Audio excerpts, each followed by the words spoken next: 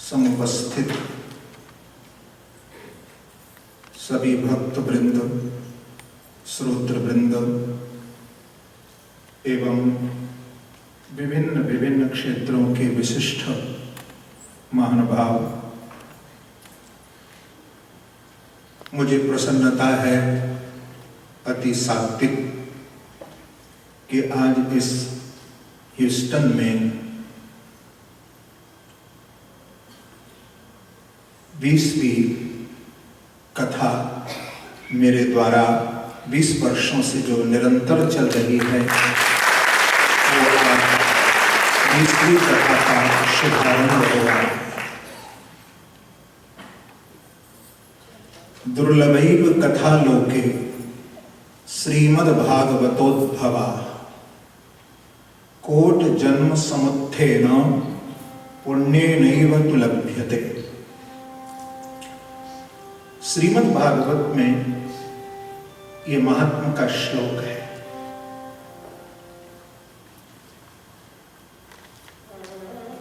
कथाएं तो बहुत हैं और हम लोग बहुत रुचि से कथाओं को सुनते भी हैं, लेकिन श्रीमद् भागवत में भागवत जी के लिए कहा है कि दुर्लभैव कथा लोके। ये शब्द भागवत के लिए आया है कि भागवत की कथा अत्यंत दुर्लभ है। आप लोग कहेंगे कि हमें तो बहुत सुलभ है, और भी संतों के महापुरुषों के द्वारा और आपके द्वारा भी हमको भागवत प्रतिवर्ष सुनने को मिल रही है, तो हमारे लिए तो कितना सुलभ हो गई। बंधु,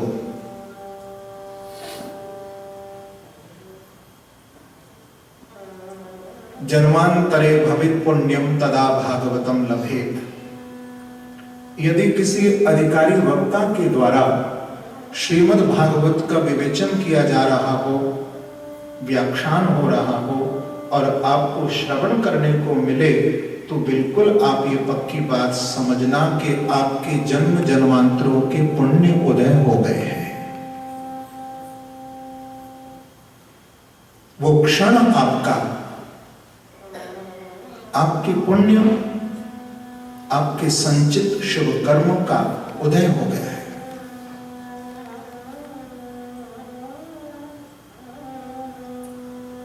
भगवान में और भगवान की कथा में कोई भेद नहीं है। ध्यान से सुना।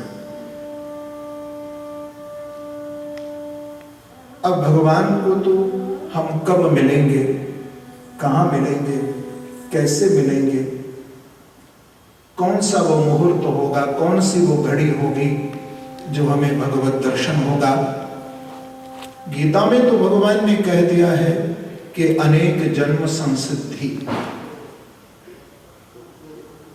कि मैं मिलूंगा, लेकिन कोई तारीख, कोई डेट तो प्रभु ने निश्चित नहीं की कि मैं कब मिलूंगा, कहां मिलूंगा, कैसे मेरा मिलन होगा, ये भी नहीं बताया, पर मिलूंगा।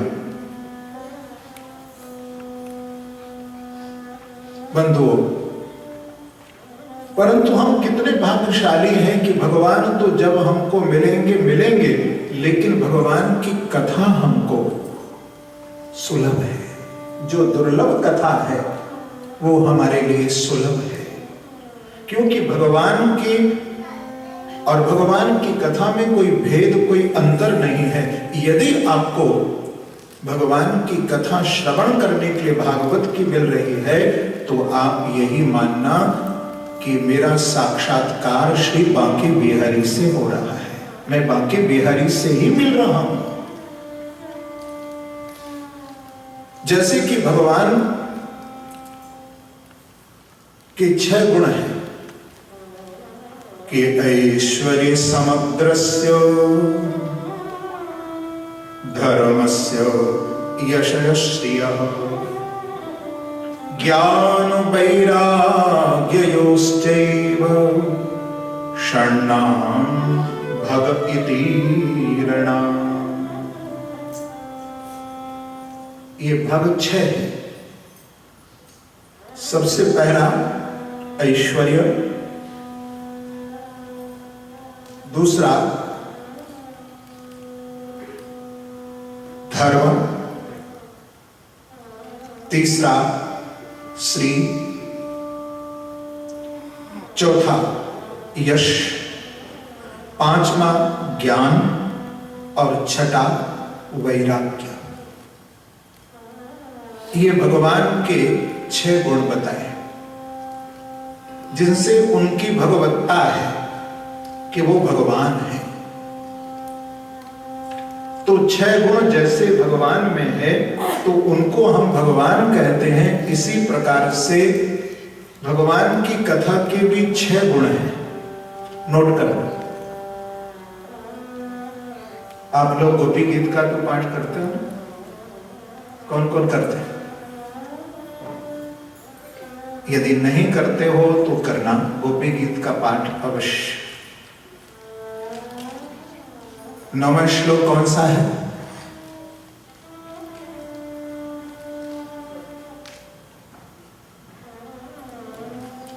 कि तब कथामृतम तप्त जीवनम कविभिरीडितम् कल्मषापहम् श्रवणमङ्गलम्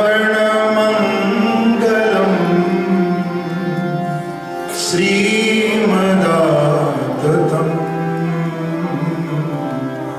भुवि गृह्णन्ति ते भूरिदा जना। तब कथामृतम् तप्त जीवनम्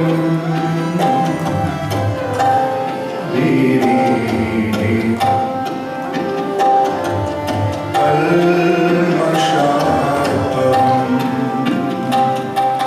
श्रवणमङ्गलम्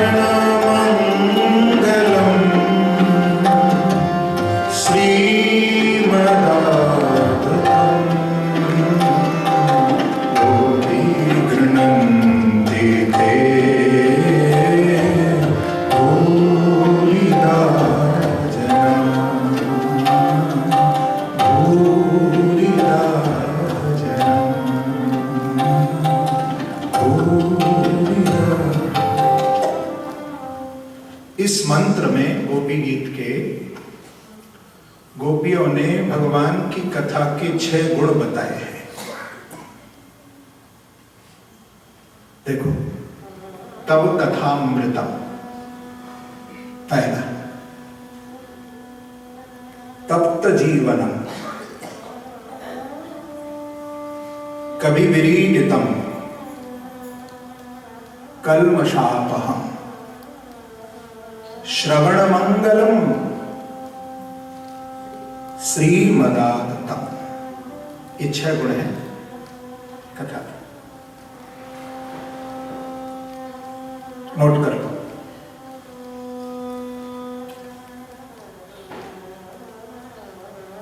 क्योंकि आप लोग निरंतर 20 वर्ष से कथा सुन रहे हो, तो ये तो मन में आपके एक जिज्ञासा होगी कि इतनी हम कथा सुने तो इस कथा की महिमा क्या है।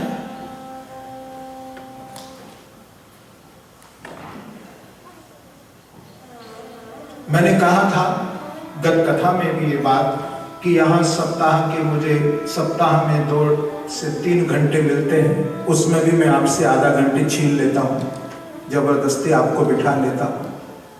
अब ये कथा 3 साढ़े 3 घंटे में तो पूरी होने वाली नहीं है।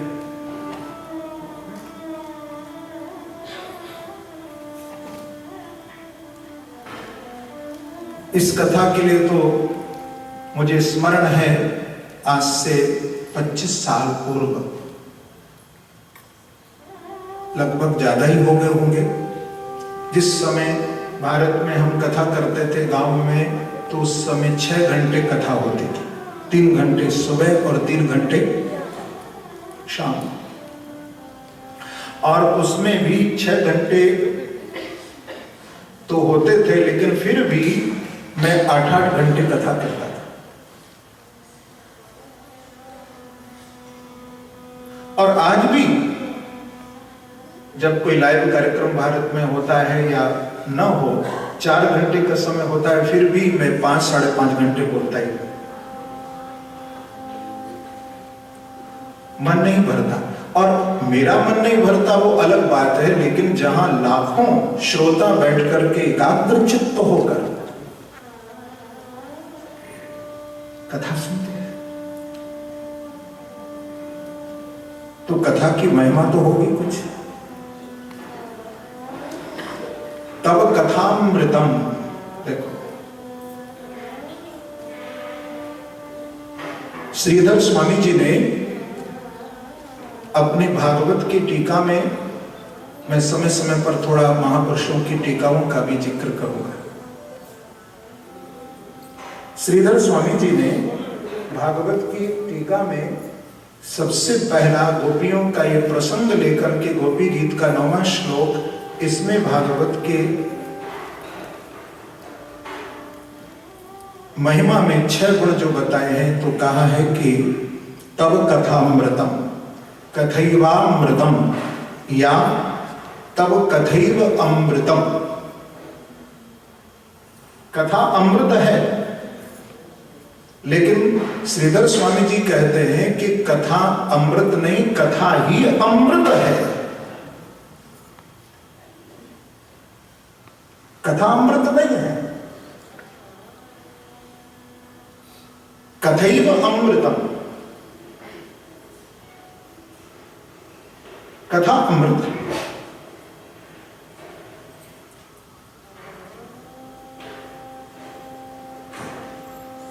आप लोग कहेंगे कथा अमृत है, तो क्या हमको प्रतिवर्ष आप अमृत आकर के पिला रहे हो?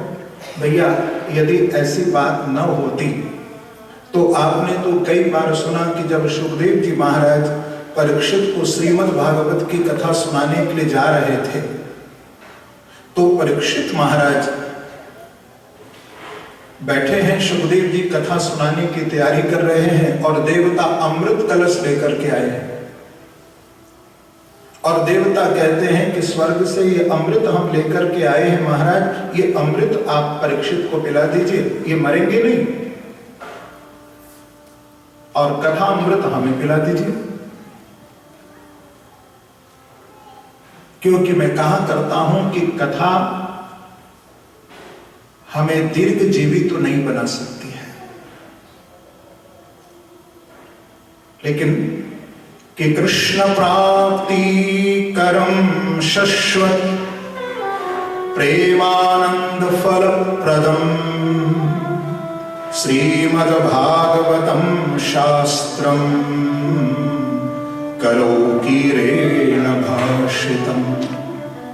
देखिए, ये श्लोक भागवत के प्रथम महात्म्य में भी आया है और अंतिम महात्म्य में भी अंतिम श्लोक है, क्योंकि भागवत की कथा महात्म्य से संपुटित है।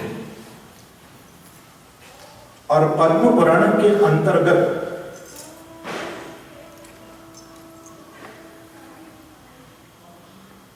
यदि मैं इसको कहूं कि पद्म पुराण महात्म पुराण ही है, उसमें एकादशी का महात्म्य लिखा है, उसमें माघ की महिमा महात्म्य लिखा है, गंगा का महात्म्य लिखा है, उसमें काशी का महात्म्य लिखा है।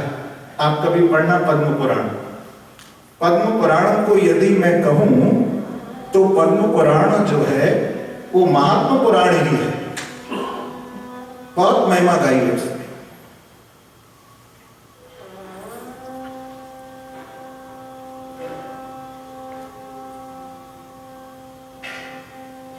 लेकिन कथा हमको बंधु दीर्घ जीवी तो नहीं बना सकती है, क्योंकि यहां कहा है कि काल ब्याल मुख ग्रास त्रास निर्णाश हेतवे श्रीमद् भागवतम शास्त्रम कलो किरण भाष्यतम। प्रत्येक इंसान काल का ग्रास बना हुआ है। कब मृत्यु हो, कहां हो, कैसे हो, किस स्थिति में हो, ये कोई नहीं जानता। पर भागवत हमको दीर्घ जीवी तो नहीं बना सकती बंधु, लेकिन हमारे जीवन को दिव्य बना सकती है। और जिसका जीवन दिव्य है भैया, वो अमृत ही पिए हुआ है। प्रेम से कहिए श्री राधे।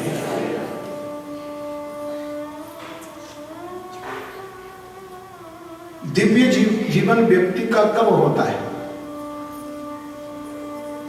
एक शब्द है भव्य और दूसरा है दिव्य। दिव्य जीवन व्यक्ति का कब होता है? क्या हमारे पास बहुत सा धन हो, जीवन में हम अनेक उपलब्धियां सफलताओं को प्राप्त कर ले, तो क्या हमारा जीवन दिव्य हो गया? नहीं। एक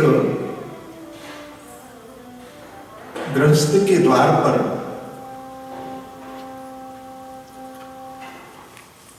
तीन संत आए, तो उसकी पत्नी ने दरवाजे पर देखा कि तीन कोई महापुरुष, कोई संत खड़े हैं। तो जाकर के पति को अंदर कहा कि हमारे द्वार पर कोई महापुरुष आए हैं और आप आज्ञा करें। तो कहा कि यदि कोई संत है तो उनको अंदर लेकर के आओ। तो पत्नी गई द्वार पर, उन संतों को प्रणाम किया और कहा कि महाराज आप अंदर आइए। तो तीनों ने कहा कि हम एक साथ एक घर में तीनों नहीं आते। आपका परिचय? तो एक संत ने कहा मेरा नाम है प्रेम, दूसरे ने कहा मेरा नाम है धन, और तीसरे ने कहा मेरा नाम है सफलता।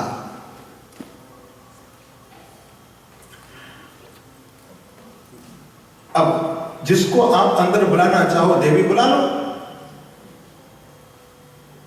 लौट करके वो अंदर अपने पति के पास आई और आकर के उसने कहा, तो पति ने कहा कि ऐसा करो कि सफलता को अंदर बुला लो।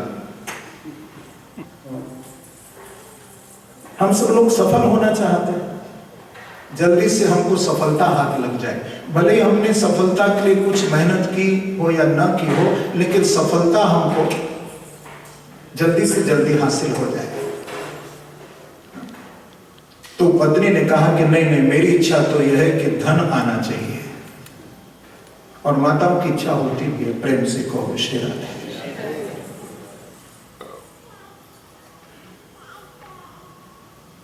धन तो घर में आए अच्छी बात है, लेकिन साथ में लालच न लाए, लोभ न लाए।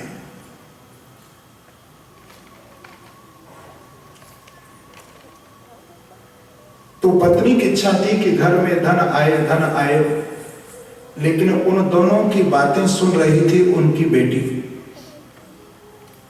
तो बेटी ने कहा नहीं, घर में तो प्रेम ही आना चाहिए।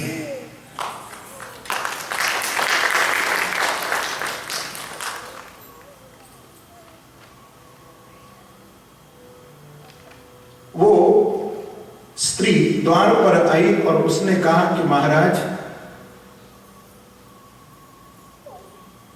आप में से मैं चाहती हूं कि प्रेम हमारे घर में आए।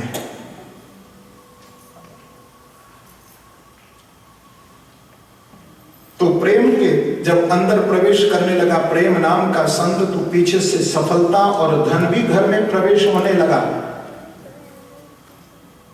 तो कहा कि महाराज, आपने तो कहा था कि हम में से तीनों में से एक ही घर में आएगा, लेकिन अब आप तीनों क्यों? तो उस संत ने कहा कि यदि तुम केवल सफलता को चाहती तो शायद न मैं और न धन आता, या धन को तुम चाहती तो शायद प्रेम और मैं नहीं आता, लेकिन तुमने प्रेम को चाहा है, तो जहां प्रेम होता है वहां जीवन में उसके सफलता और धन की प्राप्ति ही हो जाती है। तो घर में प्रेम लाने का प्रयास करो। हम धन की दौड़ में बहुत हैं, अच्छी बात है,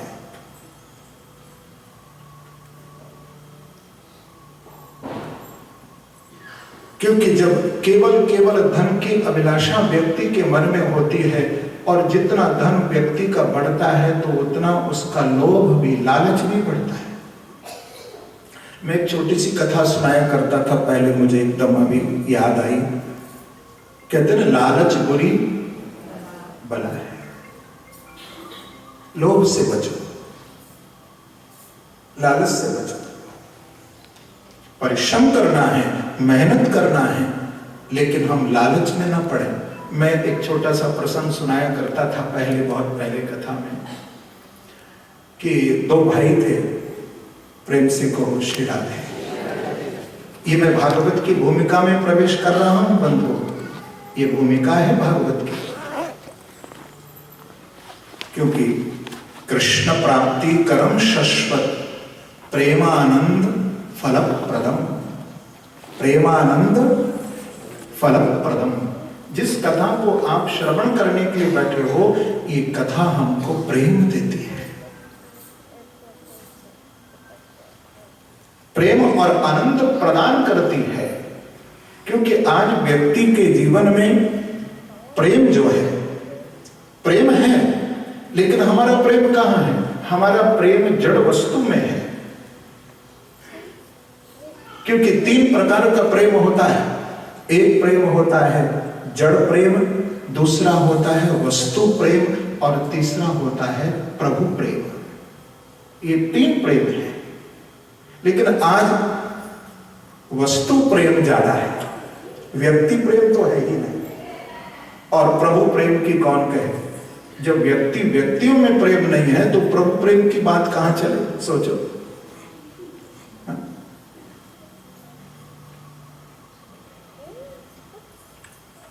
तीन माताएं बात कर रही थी,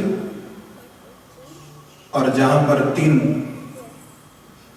माताएं एकत्र हो जाएं तो आप समझ सकते हो, तीन माताएं तो ज्यादा हो गई। मैं कहूं दो माताएं यदि कहीं हों और यदि कहा जाए कि वो 15 मिनट चुप बैठी थी,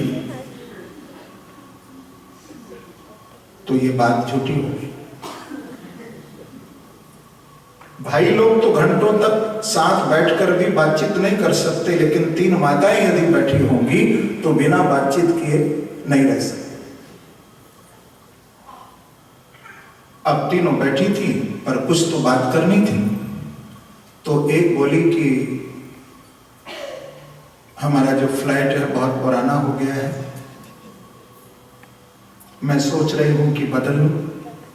तो दूसरे ने कहा कि मैं भी सोच रही हूं, जिस फ्लैट में हम रहते हैं हमारा पलंग पुराना हो गया है, तो पलंग ही बदल लूं। तो तीसरी झट से बोली कि मैं सोच रही हूं कि पति ही बदल लूं, कि फ्लैट भी नया और पलंग भी नया। इसको कहते हैं जड़ प्रेम। प्रेम से कहो श्री राधे।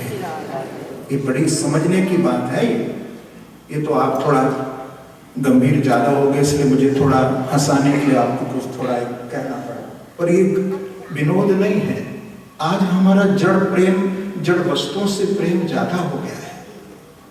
मकान में, वस्तुओं में, कार में, और कुछ नहीं तो सेल फोन में। कथा में भी बैठे तो यहां भी सेल फोन नहीं छोड़ते। सोचो,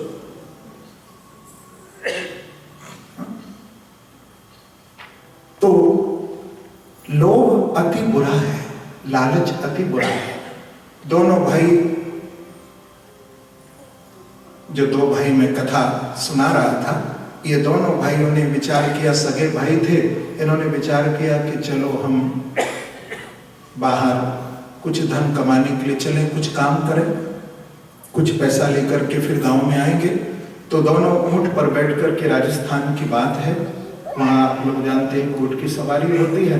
तो दोनों भाई बैठ करके ऊंट पर और चले कमाने के लिए। जो एक घने जंगल के अंदर जब पहुंचे तो सामने से एक साधु आता हुआ दिखाई दिया और जोर जोर से वो साधु चीख रहा था कि भागो भागो, तूफान आ रहा है।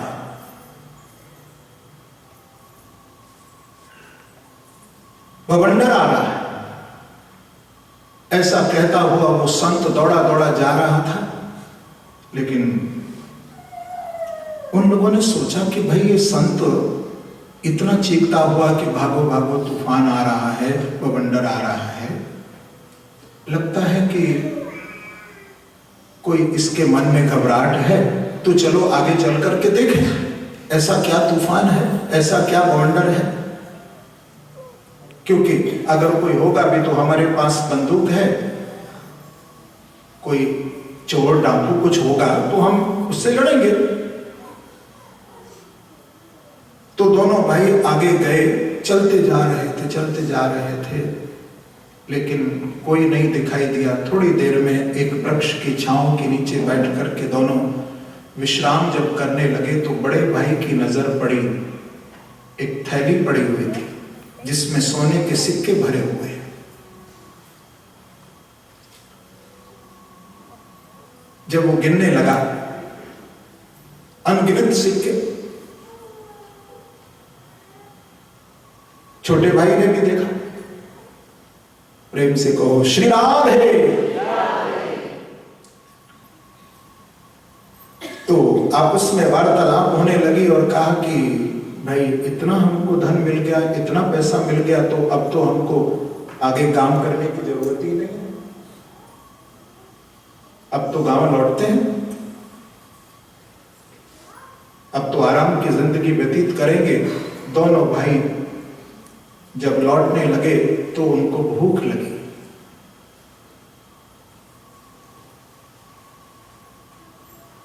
तो कहा कि छोटे भाई को कि सामने गांव है, तुम जाओ और कुछ खाने पीने की वस्तु प्राप्त हो जाएगी, ले आओ। अब छोटा भाई लेने के लिए गांव में गया तो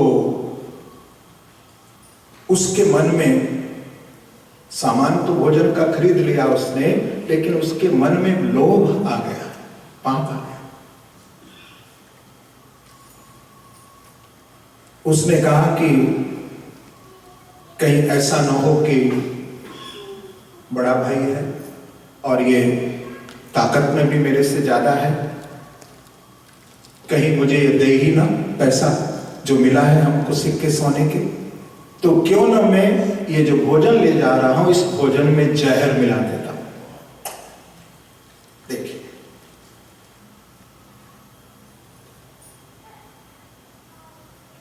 इधर छोटे भाई के मन में ये बात आई तो उधर बड़े भाई के मन में भी यही बात आ गई।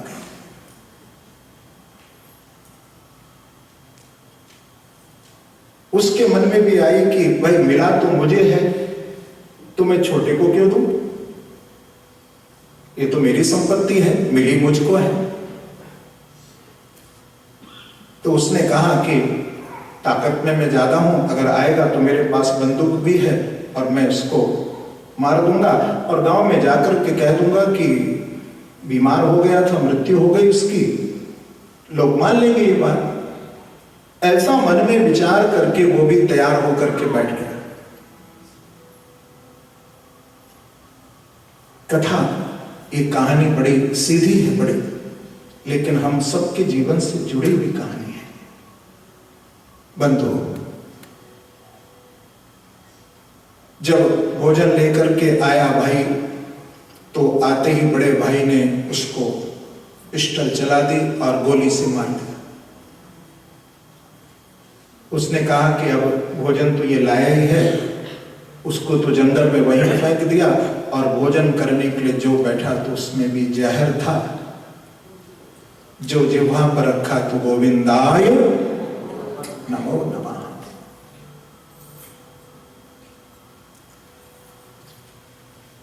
की मृत्यु हो गई और धन वहीं पड़ा। तो अति लोभ, अति लालच, हम तो कहकर के इतना बस मान लेते हैं कि बुरी बला है, बुरी बला नहीं है। अति लालच व्यक्ति के जीवन को भी ले लेता है, छीन लेता है।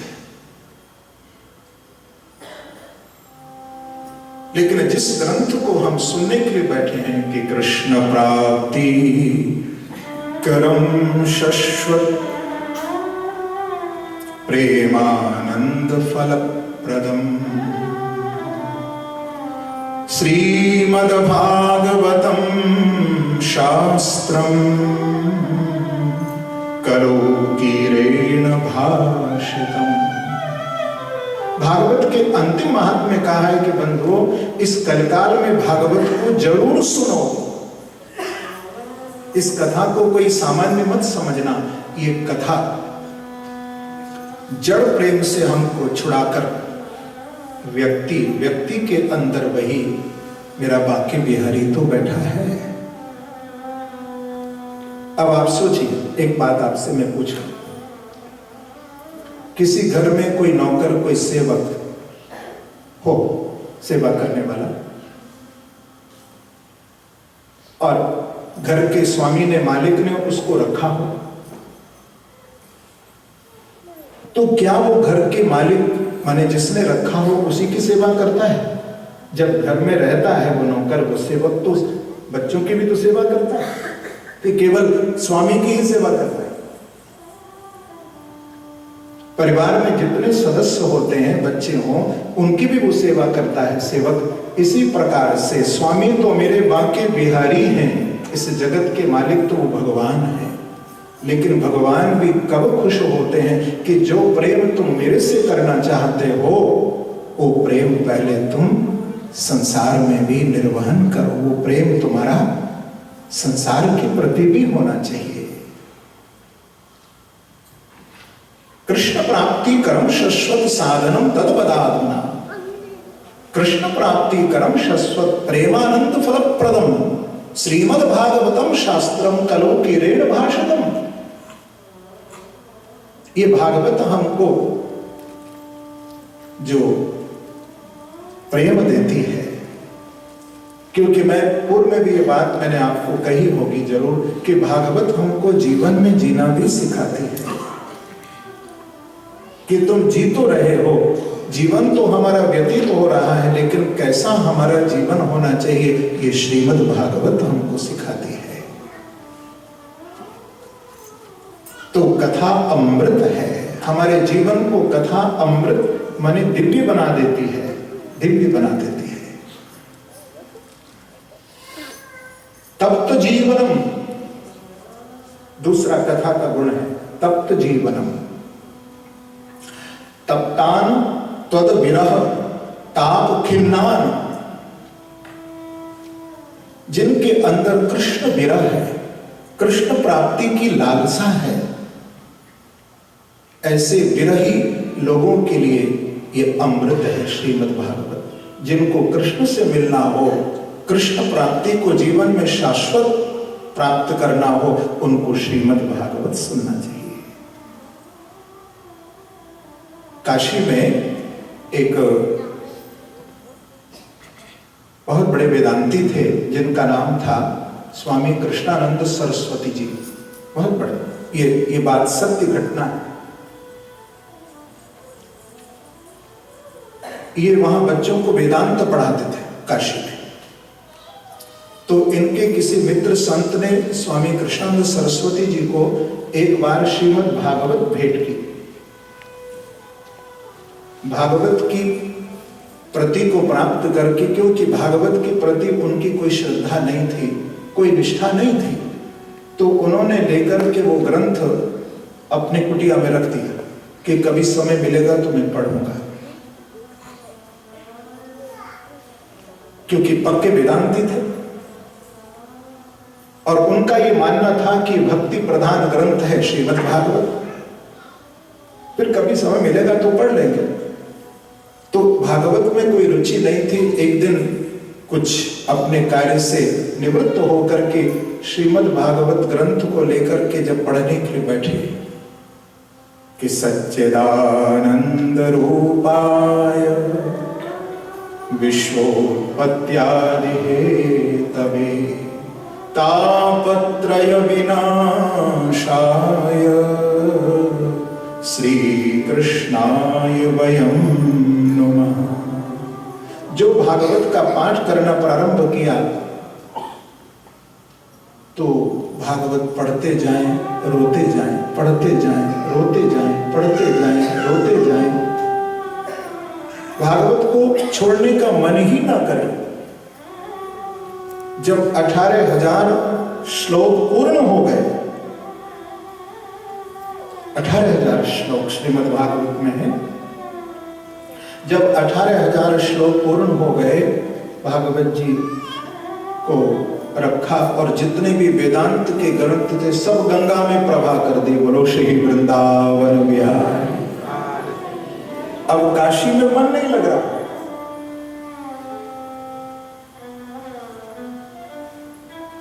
काशी में मन नहीं लग रहा। पैदल ही काशी से वृंदावन की ओर चल दिया। ऐसा भागवत ने जीवन को बदल दिया।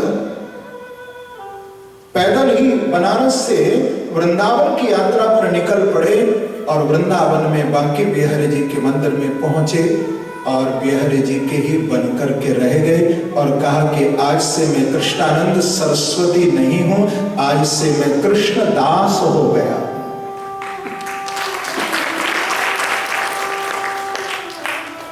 तो जो विरह से, कृष्ण विरह से जो व्याकुल है, खिन्न है, ऐसे व्यक्तियों को श्रीमद् भागवत का श्रवण करना चाहिए। ये कृष्ण प्रेम हमको प्रदान करती है, कृष्ण प्राप्ति, कर्म शाश्वत।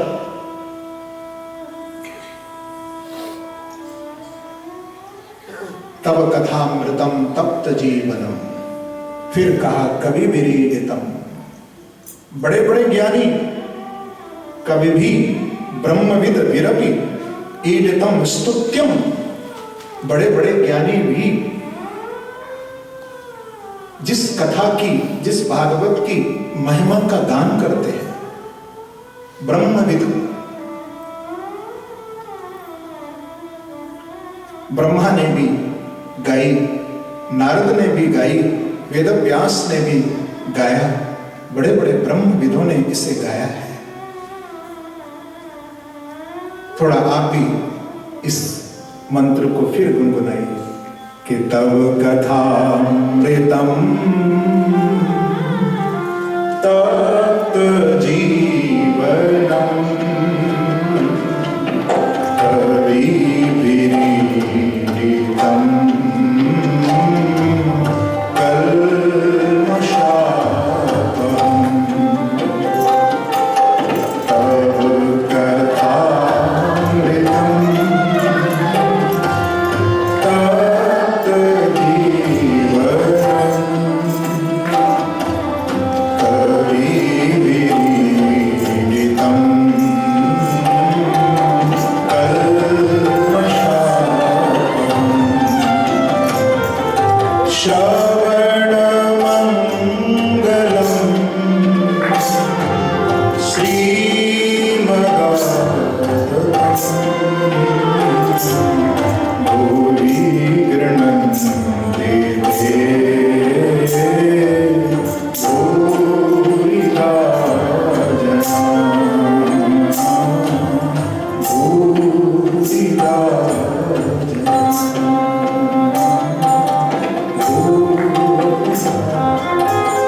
तब कथामृतम तप्त जीवन कवि विरीडितम, उन कवियों के, व्यास आदि कवि ब्रह्मविदों के द्वारा इसकी महिमा को गाया गया है। कल्मषापहम्, ये भागवत है। काम कर्म निरसन, काम कर्म निरसनम। श्रीधर स्वामी जी कह रहे हैं कि आपके जीवन के शुभ और अशुभ जो काम्य कर्म हैं उन सबको निर्मूल कर देती है, समाप्त कर देती है।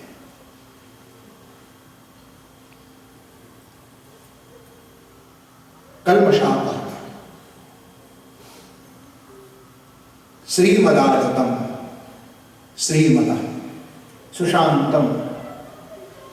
कथा हमको शांति देती है, उद्विग्न नहीं करती है। आप कथा में बैठेंगे और वास्तव में यदि कथा हो रही होगी भगवत, तो आपका मन शांत होगा।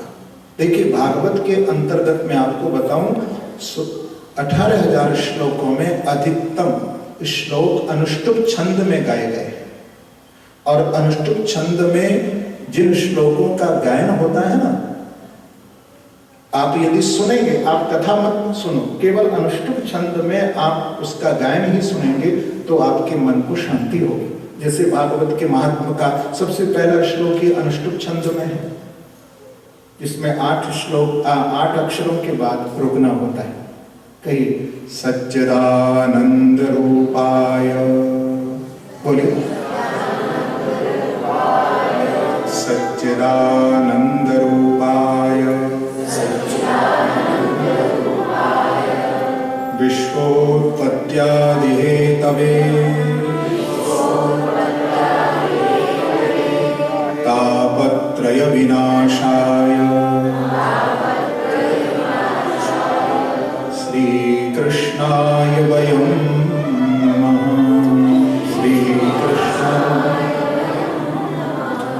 श्रीकृष्णाय वयं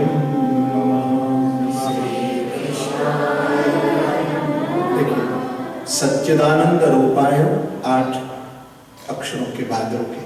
विश्वोत्पत्त्यादि हेतवे 8 को गिन लेना। तापत्रय विनाशाय श्री कृष्णाय वयं नमः। तो श्रीमद् भागवत की जो ये कथा है, हमको विशेष मन को शांत करती है। मन शांत होता है, उद्विग्न नहीं होता है। आप कथा सुनेंगे तो मन आपका एकदम शांत होगा। और छठा भागवत का गुण बताया है श्रीमदाततम, माने आततम, जो कथा का गायन करता है, जो कथा का श्रवण करता है। देखो दोनों के लिए कहा आततम, श्रीमदः आततम, श्रीमदाततम। कहते हैं श्रीधर स्वामी जी कि भैया जो कथा को सुनाता है या कथा को सुनता है, उसकी सर्वत्र कीर्ति होती है, उसकी सर्वत्र जय जयकार भी होती है। बोलो भागवत भगवान की। आप देखिए महाराज परीक्षित की आज तक जय जयकार हो रही है। और जिन्होंने भागवत को सुना या सुनाया, वास्तविकता में उनकी जय जयकार होती है, जय जयकार होती है। एक कथा की महिमा।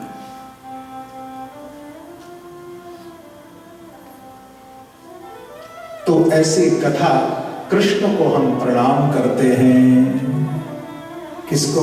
जो हरि की कथा सुनाए, उसको तो प्रणाम करना चाहिए। ऐसी कथा जो सुनाए तो उसको हमें प्रणाम करना चाहिए।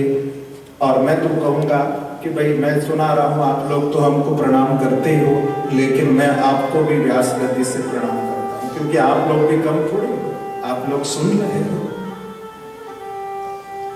आओ कैसे प्रणाम?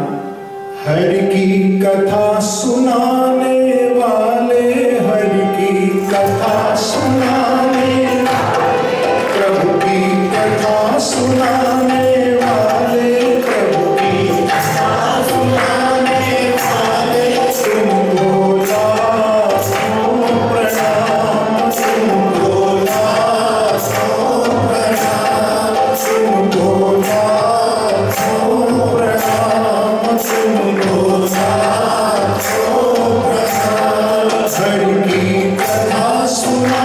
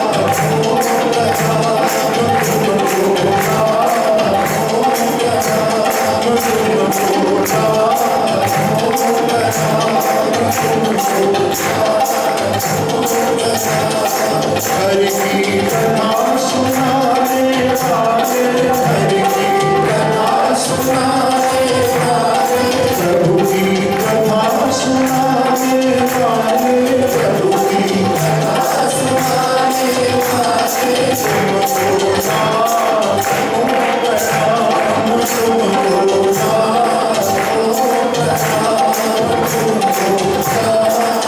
जरा ताली बजा दो के भाव से।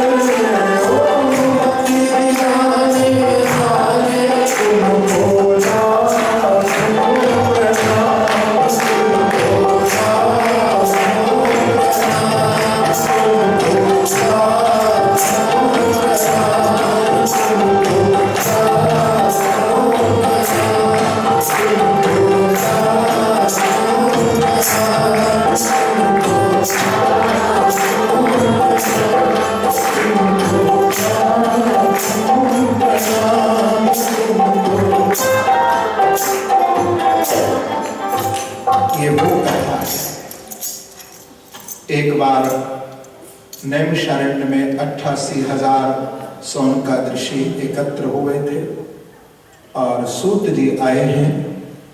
सोनकादृषियों ने सूत जी महाराज के चरणों में प्रश्न किए हैं, क्योंकि ये आषाढ़ का महीना है। कौन सा महीना है? और अब की बार तो आगे अधिक मास भी आषाढ़ 2 है। और भागवत में लिखा है कि 6 महीने कथा सुनने के बड़े विशिष्ट बताए, जिसमें आषाढ़, श्रावण, भादो, आश्विन, कार्तिक, मार्गशीर्ष, जिसे हम कहते हैं ना अगहन, मार्गशीर्ष, ये 6 मास की तो भागवत में बात आई है। तो बीच बीच में मैं चर्चा तो करूंगा कुछ रहस्यमयी, लेकिन कथा पर भी पूरा आपको संपूर्ण भागवत श्रवण करने का भी फल मिले। तो सोनकादृषियों ने प्रश्न किए हैं कि अज्ञान ध्वांत विध्वंस कोटि सूर्य समप्रभ सूताक्षाहि कथा सारम मम कर्ण रसायनम। हे सोनकादृषियों कहते हैं, सूत जी आप हमें ऐसी कथा सुनाइए जिस कथा को सुनकर के हमारे कान पवित्र हो। तो सूत जी महाराज कहते हैं कि सौनकादिर्षियों, आपने जो जो प्रश्न मेरे से किए, यहाँ 5 प्रश्नों का उपक्रम है। तो मैं यही कहूंगा कि आपको मैं इन प्रश्नों का उत्तर श्रीमद् भागवत से दूं, और भागवत की जो कथा है इसको 7 दिन बैठ करके ही श्रवण करना चाहिए।